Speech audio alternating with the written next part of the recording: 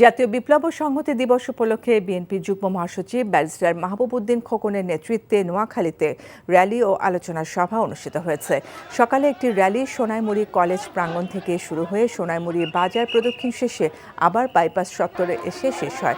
পরে অনুষ্ঠিত সমাবেশে প্রধান অতিথি ছিলেন বিএনপির যুগ্ম মহাসচিব ব্যারিস্টার মাহবুব উদ্দিন খোকন। টাকা চুরির জন্য যদি আমার গলায় জুতার মালা পরাইতে হয়, তাহলে আমার শালীর সাথে প্রতারণা করার জন্য তোর ফাঁসি হবে। দুলা ভাই, আপনার তো ঘর জামাই বইলা একটা পরিচয় আছে, আমার তো তাও নাই।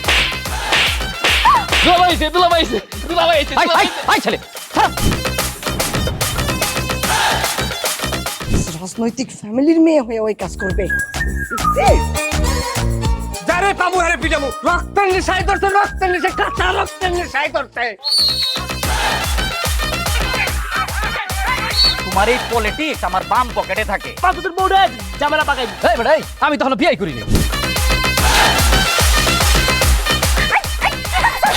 দুইটার আমি গুলি করে মারু। মাসুদরা কোনোদিন ভালো হয় না। আপনার পোশাক আশাক দেখে কিন্তু আপনার তালুকদার বংশের লোক মনে হয় না আব্বা, আপনার মনে হয় যে আপনি ফকির বংশের লোক।